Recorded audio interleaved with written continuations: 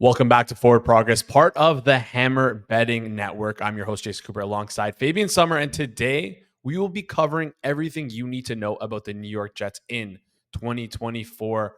Suma, a super fan of the New York Jets. You can check him out on Twitter at Suma810, Twitter or X, whatever you want to call it. Before we get started quickly, I want you guys to comment below how many wins you think the New York Jets will get in 2024. Let's jump right into it. Before we start looking forward here, Sumo, we have to look back, right? We have to look at the 2023 season of the New York Jets last year. They were 7-10. Obviously, Aaron Rodgers hurt on his fourth snap of the season in the first game. Give me one word or phrase to describe the 2023 Jets season.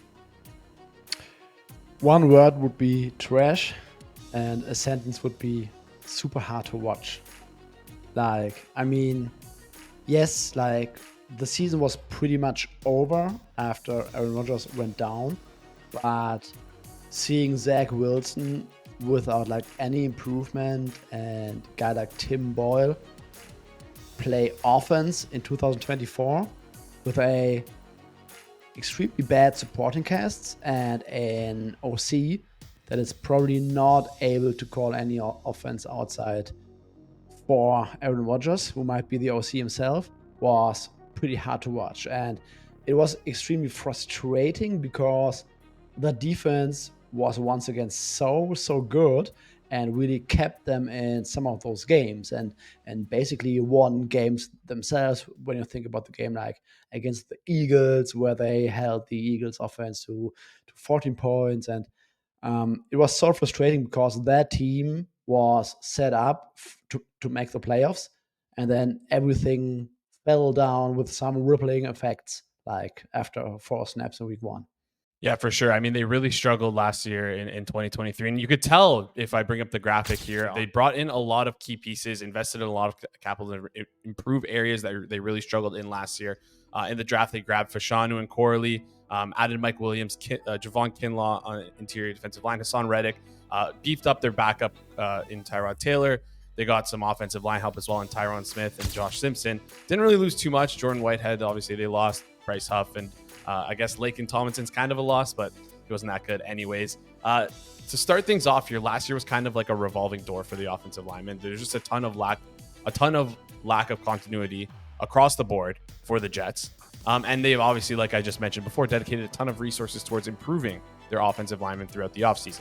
Right? This O-line needs to be good for the New York Jets, considering they are playing in front of a 41-year-old quarterback fresh off of an Achilles tear. So tell me what you think the offensive line ceiling is. Are they like a top 5 unit, top 10? Just tell me a little bit more about their new revamped offensive line. Right now, I would probably call them around average with a slightly higher ceiling, maybe a borderline top 10 ceiling, when guys stay healthy and develop a little bit. You said it, this will be a completely revamped offensive line.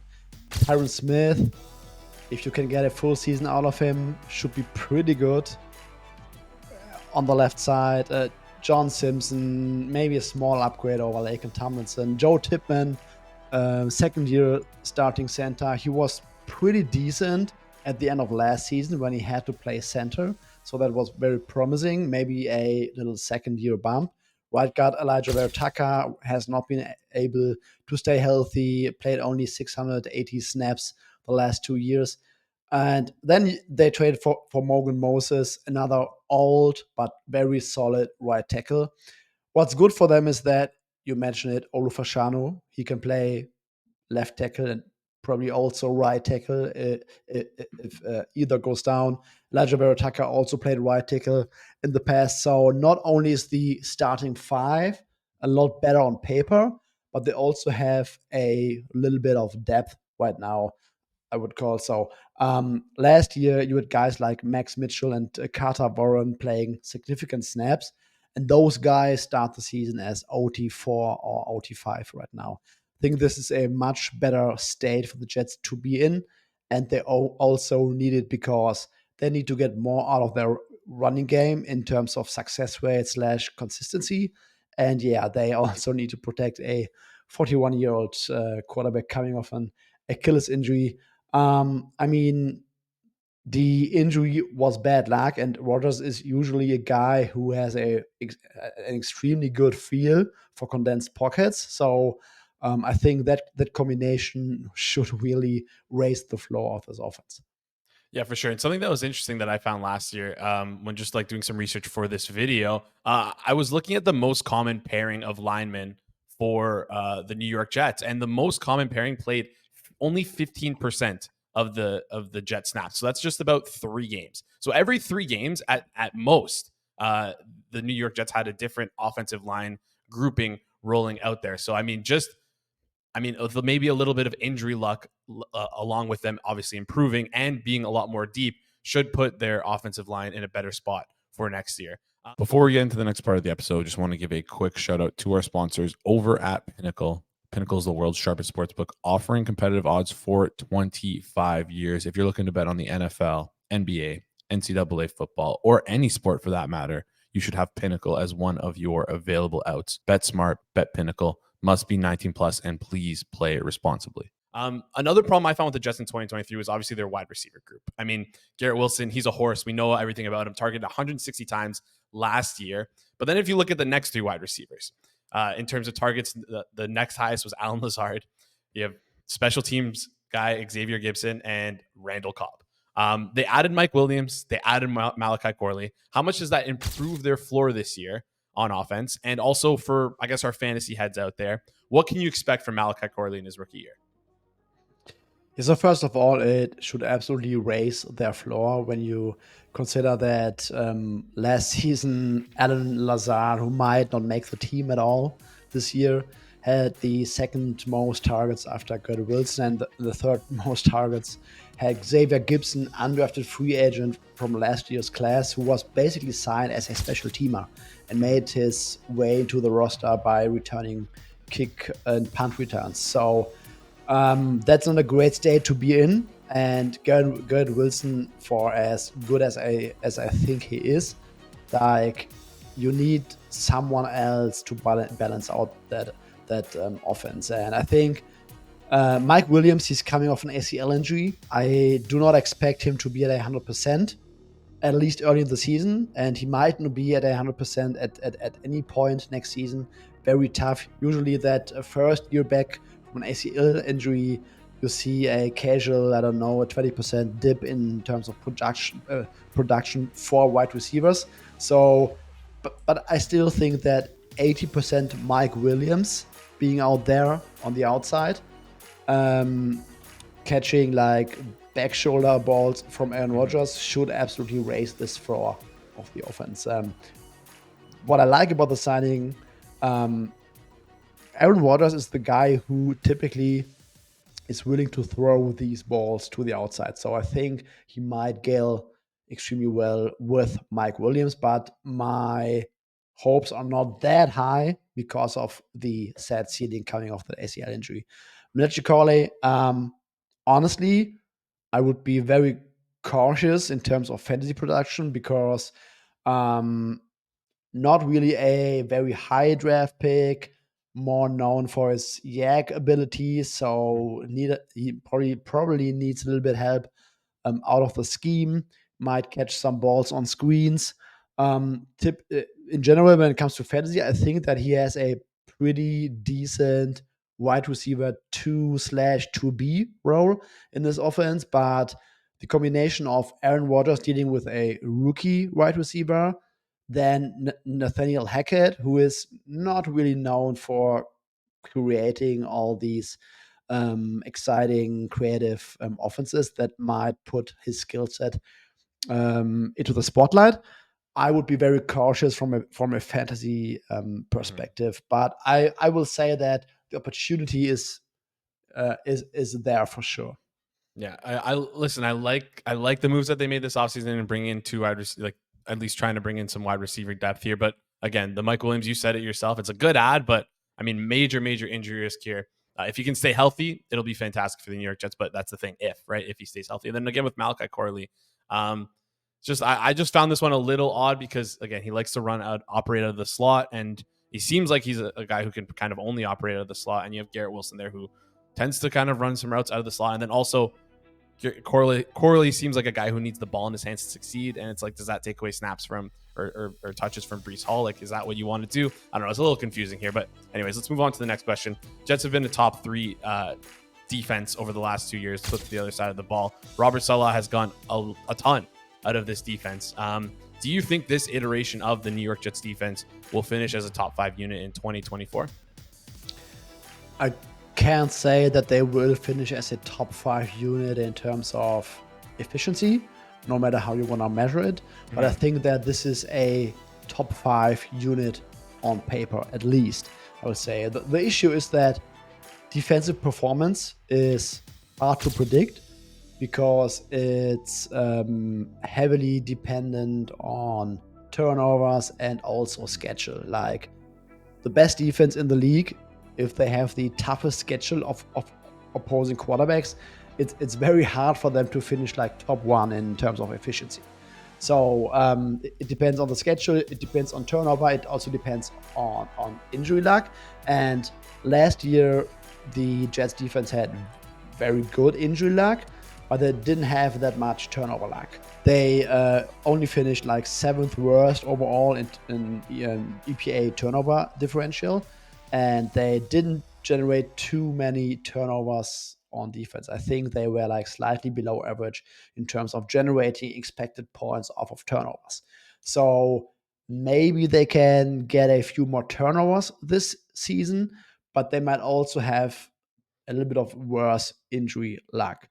So let's just assume they're going to be average in both of them. I think this has a good chance of being a top 10 unit in terms of efficiency, with easily a top 5 seeding. Yes, they lost Bryce Huff, sure, but I think Hassan Reddick, at least for one season, will or might be or should be an upgrade, because Bryce Huff was basically more of a pass rush, and Hassan Reddick is more of a complete package. So while Bryce Huff has like more of an arc in terms of development, I think Hassan Reddick has proven over the last 3 to 4 years that he's a very good edge rusher, but he's also decent against the run. So I think for one season, Reddick is probably like an upgrade. They have a little bit less depth, but Jermaine Johnson had a very good second year last year. They added Javon Kinlaw for the interior. Quinn Williams is one of the best defensive tackles in the league. So Will McDonald looked like a bust in his rookie season, to be honest. He couldn't see the field very often. He will likely be like the edge 3 or edge 4 in this rotation, which brings me back to the point that they might not have the most depth this year. But I think defensive line should be fine. CJ Mosley, Quincy Williams, very decent linebacker pairing. And then the secondary, I have some concerns about the safety position, because Chuck Clark, yes, he was kind of solid at Baltimore, but he's coming off a major injury, didn't play last year. I think the Jets should somehow try to create some more cap space and then sign one of the remaining safety free agents. Not sure they can get a guy like Simmons, but they should absolutely be in the market for yet another safety. Cornerback, Sauce Gardner, not arguably, top 3 cornerback in the league. DJ Reed is a very solid 2 option. Nickel, Michael Carter, Isaiah Oliver. Oliver played safety during OTAs, so Jets already trying to address their safety issues there. We'll see who starts at the nickel position. But overall, very, very good defense. Could use another safety, but should absolutely be a top 10 unit overall with some average luck going forward. Of course. And obviously defense is hard to predict, like you mentioned, with all those outside factors that could really affect how good the team plays on the field. But again, on paper, like you said, top 5 unit here. And something you brought up that I want to kind of touch on, as of the time of recording this video, the schedule just recently came out. I want to get your thoughts a bit on the Jets schedule and how it relates to their success in 2024. I'm going to pull up the schedule on screen here right in front of your eyes so you guys can see their schedule. Suma, what are some soft spots you found in the schedule? Kind of give me a preseason look at how you think this schedule will fare for the New York Jets. I don't think that it's a tough schedule, but I also don't think that it's a very easy schedule either. It's interesting that the Jets have a rather easy first half of the season, let's say, and up until their bye week, and then it gets harder after the bye week. They start off at San Francisco. Yeah, of course, we don't need to address that too much. But when you look at their 11 games up to their bye week, like Tennessee, second-year quarterback, new head coach. New England, rookie quarterback. Denver, rookie quarterback. Minnesota, rookie quarterback. Pittsburgh, I mean, come on, Russell Wilson. New England, rookie quarterback. Houston, CJ Stroud, super tough. Arizona, Kyler Murray, probably like a middling offense. And then Indianapolis, very exciting, but also a second-year quarterback who has not played a lot of football in the NFL so far. So we are counting 6 quarterbacks, either a rookie or second year, and Pittsburgh with Russell Wilson or either Justin Fields. So this is, if you have a good defense like the Jets, that's a very, very compelling schedule to start.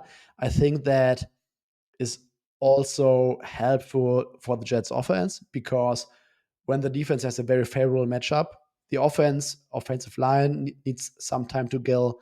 Mike Williams coming off ACL, Malaki Corley will have his casual rookie struggles. I think that the Jets got very fortunate with a schedule where they might not need to put too much on the offense's plate early on.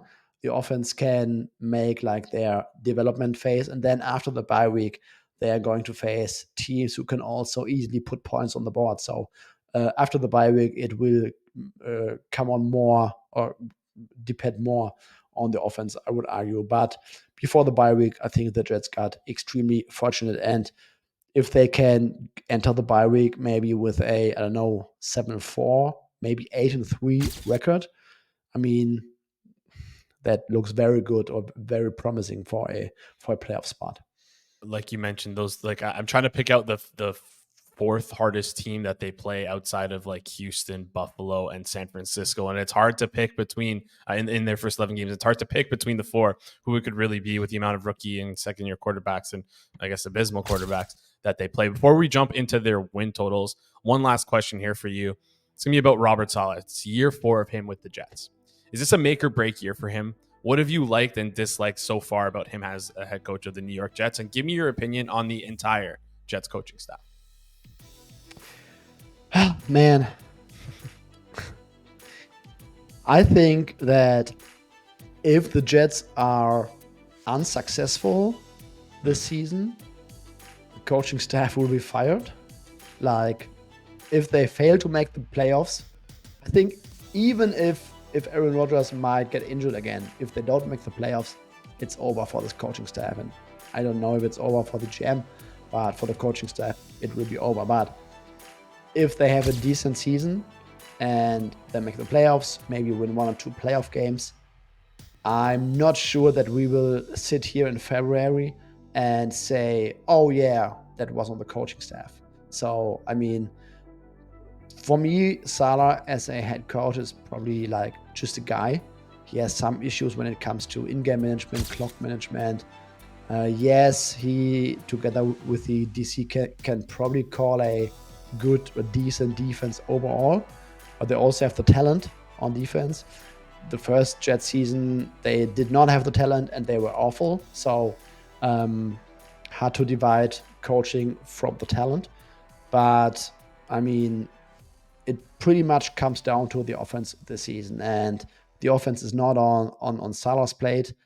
Don't know whether he wanted to get Hackett fired. I don't know. There were some rumors that they wanted to get a new OC. We will probably never know, but this is pretty much Aaron Rodgers' offense. And I'm not even sure how much Nathaniel Hackett has to say when it's game day. So this season will come down to the offense. Yes, they need the defense to be good for sure. But I think if the Jets are successful this season, it will be because the offense will make a significant step forward over what we saw in the last or during the last couple of years. And I'm not sure that Robert Saleh will have a super major impact on that. I would be surprised if he can somehow improve some of his in-game, end of game management. That would be a step in the right direction, but I don't consider him as a difference maker at the coaching position. Fair enough. I see him in that like Dan Campbell kind of uh tier or like style of head coach where he seems to be a good motivator. He's obviously a better defensive play caller and defensive schemer than Dan Campbell. Like that's one asset he has, but he seems like if he could be insulated properly with like a proper decision making team around him, that he could become like a better head coach. It's just again that decision making is something that I like look at and just be like, you got to improve on that if you want to become stay around as a coach in the NFL. Let's flip over to the win totals here and the expectations for the New York Jets. Looking at Pinnacle right now, these odds are obviously subject to change from the time of we're recording this video, but their New York Jets win total is sitting at 9.5, juice towards the over. Last year, again, they were also at 9.5. To win the AFC East, they're plus 188. AFC champion, they're around 10-1 plus 1096. And then to win the Super Bowl, they're around 20-1 at plus 2098. Suma, what are the expectations for the New York Jets this year? It seems to ride or die with Aaron Rodgers in 2024. But again, Aaron Rodgers is a 41-year-old quarterback coming off of an Achilles tear. So you tell me, what does success look like for the Jets in 2024? What does Aaron Rodgers have to be for this team in 2024 to be successful? Does he have to be an MVP, all-pro, above average, average? Tell me about success in the New York Jets in 2024. First of all, let's start with Aaron Rodgers. I think that it would be a major reach to say he will somehow play close to his former MVP level of play from 2020 and 2021. Coming off that Achilles injury, he might also need some time. He might be rusty early on. I think that even knowing he comes off an Achilles injury, I think that should still be a major upgrade from what we saw last season. So last season, the Jets basically arguably had the worst quarterback situation in the entire league. When you also throw in like guys like Tim Boyle or Trevor Siemian into the mix in combination with his supporting cast. So let's say Aaron Rodgers in his age 41 season coming off Achilles injury, he's not a top 3 quarterback anymore, but maybe he's in the, 14 to 18 range, maybe like an average quarterback in terms of performance, who doesn't make too many mistakes, who has or who pulls off a few tricks out of his sleeve every now and there in the red zone. He knows where to go with the ball to get Wilson's and stuff like that. I think that the Jets offense can make a major step forward. And when you have a, let's say, top 5-ish, top 8-ish defense in combination with a very experienced quarterback, decent O-line, playmakers, I think this is absolutely a playoff team. And we talked about the schedule before the bye week. It's quote unquote easy. It gets harder after the bye week. So I think that the expectation should be that this is a team that is aiming to make the playoffs. I think if they have average injury luck and if Aaron Rodgers stays healthy, I think they should make the playoffs. But I also think that success overall for the playoffs should be winning at least one playoff game.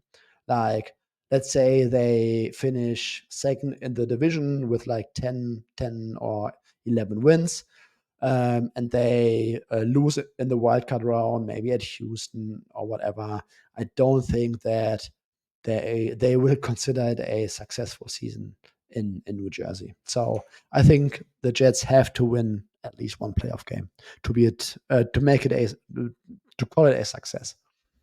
All right, there you have it. At least one playoff game for the New York Jets to have a successful 2024. Guys, if you made it this far, that means you like this content. So please press that like button. It goes a long way for us here over on the channel. And if you enjoy this content and you're new here, hit that subscribe button because we got tons of content like this coming your way. We're previewing all 32 NFL teams here on Forward Progress as we make our way towards training camp. So make sure you turn on notifications when you subscribe so you never miss out on our newest videos. Or you see somewhere on your screen here, there should be a little playlist button on your screen. Click that, bookmark it. You don't want to miss out on these team previews. Make sure you check out Suma on X or Twitter at Suma810, SUUMA810. Let us know your thoughts in the comment section below on the New York Jets heading into 2024. Thank you so much for tuning in, guys, and we'll see you in the next one.